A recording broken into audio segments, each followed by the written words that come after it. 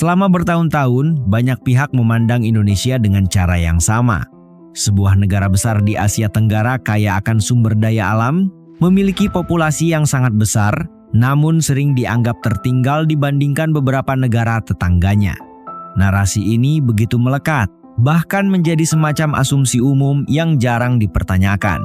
Namun kini, realitas mulai menunjukkan arah yang berbeda. Indonesia secara perlahan namun pasti tengah bergerak maju dengan kecepatan yang tidak lagi bisa diabaikan. Perubahan ini tidak selalu terlihat di permukaan. Ia tidak selalu hadir dalam bentuk yang mencolok atau sensasional. Justru sebaliknya, banyak dari kemajuan tersebut terjadi secara sistematis, terencana, dan dalam banyak kasus berlangsung tanpa sorotan besar dari publik internasional. Namun ketika data dan fakta mulai disusun, gambaran yang muncul menjadi sangat jelas. Indonesia sedang mengalami transformasi besar yang berpotensi mengubah peta kekuatan ekonomi dan teknologi di kawasan Asia Tenggara. Dalam konteks regional, hubungan antara Indonesia dan Malaysia seringkali menjadi bahan perbandingan. Kedua negara ini memiliki banyak kesamaan, baik dari segi budaya, bahasa, maupun sejarah. Kedekatan ini membuat perbandingan menjadi sesuatu yang hampir tidak terhindarkan. Dalam waktu yang cukup lama, Malaysia sering dipandang berada satu langkah lebih maju, terutama dalam hal pendapatan per kapita, pembangunan perkotaan, serta kualitas infrastruktur di wilayah tertentu. Namun dalam beberapa tahun terakhir, dinamika tersebut mulai mengalami perubahan. Indonesia menunjukkan konsistensi pertumbuhan ekonomi yang mengesankan. Pada tahun 2023, Indonesia mencatatkan pertumbuhan ekonomi sekitar 5,5%. Sebuah angka yang tidak hanya stabil, tetapi juga menunjukkan ketahanan di tengah tekanan ekonomi global. Di saat yang sama, beberapa negara di kawasan mengalami perlambatan yang cukup signifikan. Pertumbuhan ini bukanlah kebetulan semata. Ia merupakan hasil dari kombinasi kebijakan yang terarah, stabilitas domestik yang terjaga, serta kemampuan untuk beradaptasi dengan perubahan global. Indonesia kini menjadi ekonomi terbesar di Asia Tenggara dan telah masuk dalam jajaran ekonomi terbesar dunia. Proyeksi jangka panjang bahkan menunjukkan bahwa Indonesia berpotensi masuk ke dalam 10 besar ekonomi dunia pada tahun 2045 bertepatan dengan 1 abad kemerdekaannya. Selain sektor ekonomi makro, perkembangan signifikan juga terlihat dalam sektor teknologi dan digital. Indonesia kini menjadi rumah bagi sejumlah perusahaan rintisan bernilai tinggi atau yang dikenal sebagai unicorn. Nama-nama seperti Gojek, Tokopedia, Traveloka, dan Bukalapak telah menjadi pemain utama tidak hanya di dalam negeri, tetapi juga di tingkat regional. Fenomena ini menunjukkan bahwa Indonesia tidak lagi sekadar menjadi pasar, tetapi juga menjadi pusat inovasi. Ekosistem startup di Indonesia berkembang dengan pesat didukung oleh masuknya investasi besar dari berbagai negara seperti Amerika Serikat, Jepang, dan Korea Selatan. Kepercayaan investor global terhadap potensi Indonesia menjadi indikator penting bahwa negara ini telah memasuki fase baru dalam pembangunan ekonominya. Salah satu faktor utama yang mendorong pertumbuhan ini adalah besarnya pasar domestik.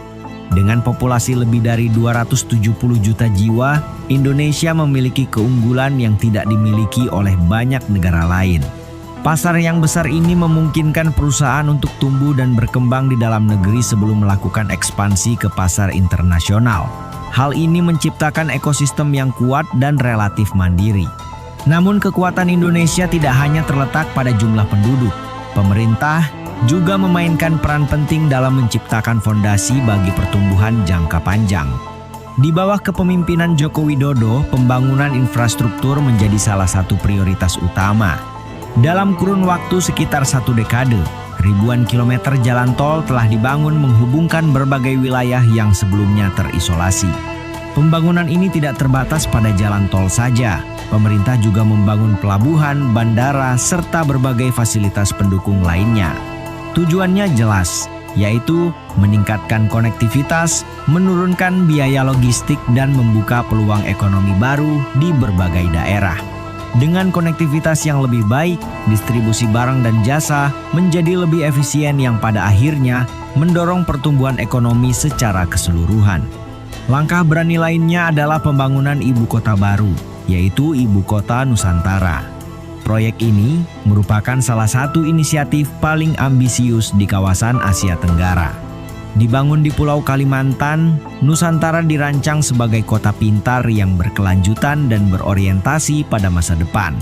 Proyek ini tidak hanya mencerminkan visi jangka panjang pemerintah, tetapi juga menunjukkan keberanian untuk melakukan transformasi struktural yang besar. Kepemimpinan selanjutnya di bawah Prabowo Subianto diharapkan akan melanjutkan dan memperkuat berbagai program strategis yang telah dimulai. Kontinuitas kebijakan menjadi faktor penting dalam menjaga momentum pembangunan, terutama dalam proyek-proyek jangka panjang yang membutuhkan waktu dan konsistensi. Di sektor pendidikan dan sumber daya manusia, Indonesia juga menunjukkan perkembangan yang signifikan. Sejumlah universitas mulai mendapatkan pengakuan di tingkat internasional. Selain itu, pemerintah aktif mendorong generasi muda untuk menempuh pendidikan di luar negeri melalui berbagai program beasiswa. Yang menarik, banyak dari mereka yang memilih untuk kembali ke Indonesia setelah menyelesaikan studi membawa serta ilmu dan pengalaman yang diperoleh. Fenomena ini menciptakan efek berantai yang positif.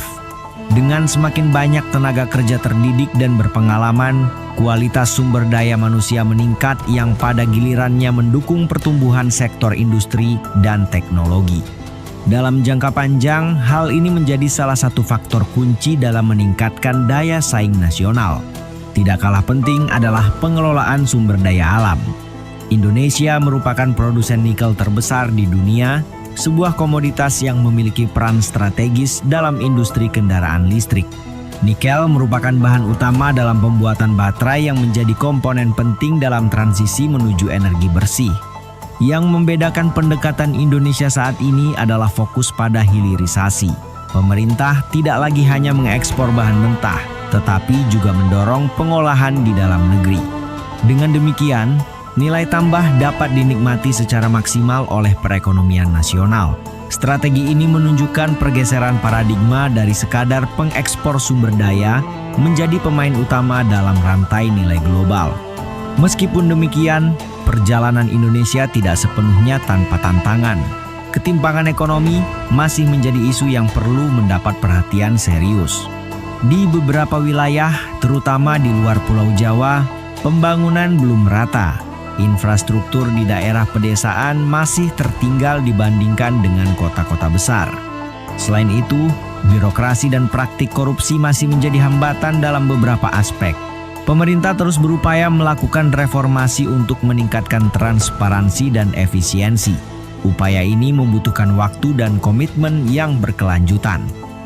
Namun arah perubahannya sudah mulai terlihat. Yang menjadi pembeda utama adalah sikap dan pendekatan. Indonesia menunjukkan kesadaran yang tinggi terhadap tantangan yang dihadapi, serta kemauan untuk mengatasinya dalam skala besar. Hal ini menciptakan optimisme bahwa berbagai kendala yang ada dapat diatasi seiring dengan berjalannya waktu. Perkembangan ini juga memberikan pelajaran penting bagi negara-negara lain di kawasan termasuk Malaysia, bukan dalam konteks persaingan semata, tetapi sebagai refleksi bersama. Setiap negara memiliki keunggulan dan tantangan masing-masing. Namun, ada prinsip-prinsip universal yang dapat dipelajari seperti pentingnya investasi dalam infrastruktur, pengembangan sumber daya manusia, serta pengelolaan sumber daya alam yang berkelanjutan. Pada akhirnya, hubungan antara Indonesia dan Malaysia bukanlah hubungan kompetisi yang harus dimenangkan oleh salah satu pihak. Sebaliknya, hubungan ini lebih tepat dipandang sebagai kemitraan yang dapat saling memperkuat. Kedua negara memiliki potensi besar untuk tumbuh bersama, saling belajar, dan menghadapi tantangan global secara kolektif. Perubahan yang terjadi di Indonesia saat ini menjadi pengingat bahwa masa depan tidak ditentukan oleh masa lalu. Sebuah negara dapat bertransformasi selama memiliki visi yang jelas, kepemimpinan yang kuat, serta komitmen untuk terus bergerak maju. Indonesia telah menunjukkan bahwa dengan kombinasi faktor-faktor tersebut, perubahan besar bukanlah sesuatu yang mustahil. Kini dunia mulai memberikan perhatian lebih terhadap apa yang sedang terjadi di Indonesia. Bukan lagi sebagai negara yang akan berkembang, tetapi sebagai negara yang sedang berkembang dengan cepat dan mulai memainkan peran yang semakin penting di tingkat global. Transformasi ini mungkin tidak selalu terlihat secara kasat mata, namun dampaknya akan terasa dalam jangka panjang. Dengan segala potensi dan tantangan yang ada, Indonesia berada pada titik yang sangat menentukan. Langkah-langkah yang diambil hari ini akan membentuk arah masa depan dalam beberapa dekade mendatang. Jika momentum ini dapat dijaga, maka bukan tidak mungkin Indonesia akan menjadi salah satu kekuatan utama dunia di masa depan. Dan bagi siapapun yang selama ini masih memandang Indonesia dengan kacamata lama, mungkin inilah saatnya untuk melihat kembali dengan perspektif yang lebih terbuka dan berdasarkan realitas yang ada saat ini. Karena diam-diam, Indonesia tidak hanya sedang berubah, tetapi juga sedang melaju menuju masa depan yang lebih besar.